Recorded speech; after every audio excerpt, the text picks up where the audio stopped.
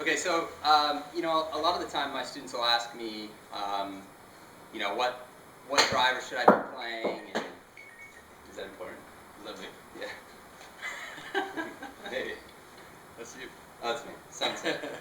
Sunset in 45 minutes. A lot of my students will ask, what driver should I be playing? And I'll say, okay, well, we should probably go through a proper fitting. And I'm fortunate enough that I work with a company called KZG. They're actually located in North Hollywood. They do a lot of great forgings with their irons, but they also make some great drivers and fairway woods. And so typically I can take a student over to KZG and we'll do a full driver fitting. But a lot of time what I see, just coming right in on the street, a player will say, can we check this driver out and see if it's right for me? And so we'll make a couple swings and we'll try to do some analysis on their driver that they're playing. And Nate kind of had the question, what length driver should I be playing, or how should I? Nate's not 6'2". How tall are you?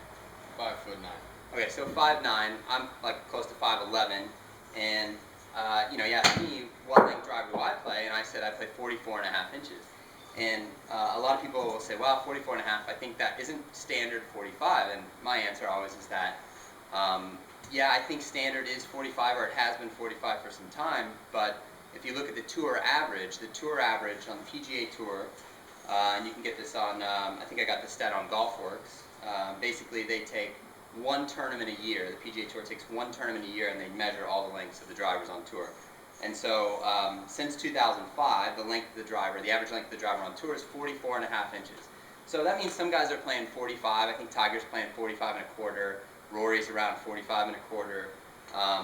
And then some guys are playing a lot shorter. Like I know Sergio's driver has been anywhere from 43.5 to 44 inches.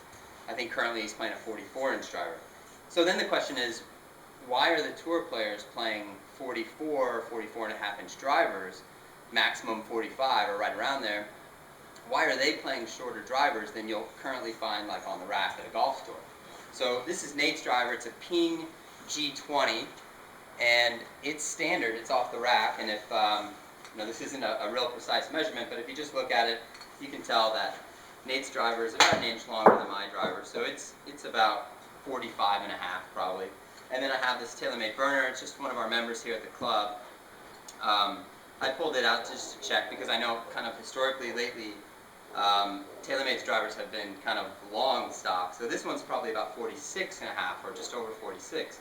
So if tour players are playing a 44.5-inch driver on average, why are they playing shorter drivers than we're finding on the shelf at the golf stores? And you would think a tour player hits way more accurate shots and has way more control over their swing than the average golfer. So you would think that the tour player would be able to handle a longer driver if it was beneficial for them. They would play a longer driver. Yeah.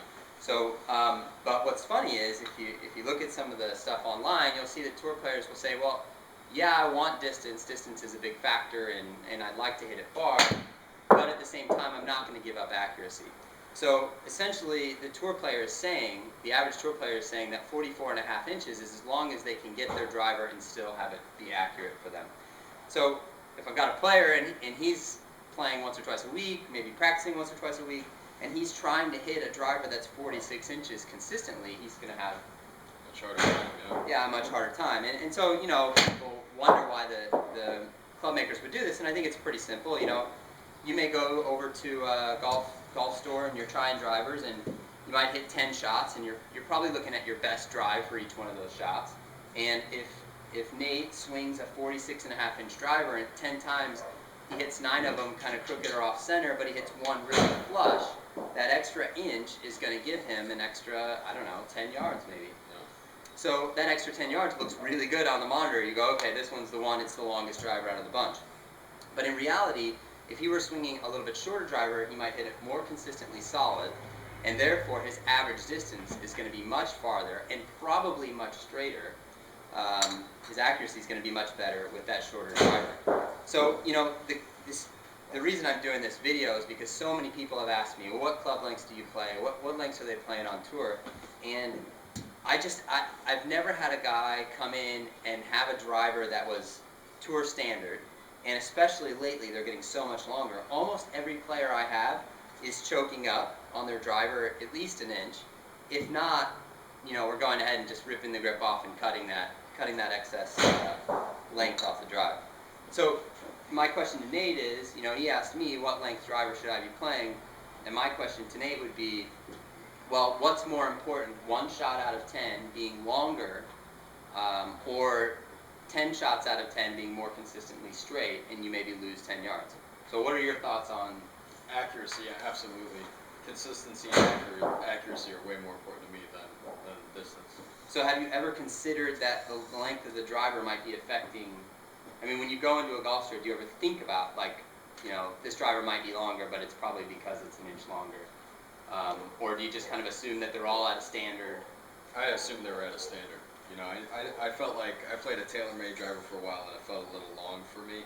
I switched to the ping and it felt better suited for my height, but it's still longer than I think it should be for my game. Right. So, Nate's you play, how many times a week do you play? Maybe once or twice a week. Okay. And practice? Maybe 2-3 times a week.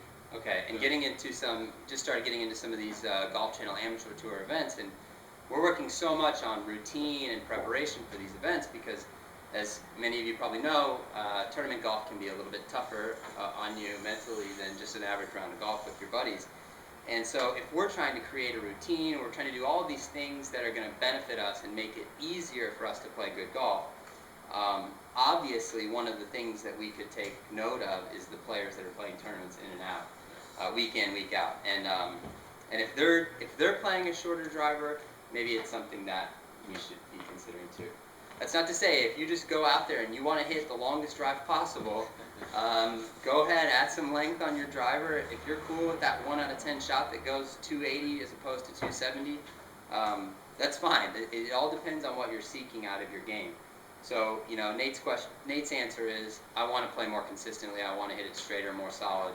So obviously the right choice for him is to play maybe 44 and a half, maybe even 44. Just try some different lengths and see which one works out the best. So for you guys, go into a golf store and say, do you have anything less than 45 inches? I'd like to try one less than 45 inches.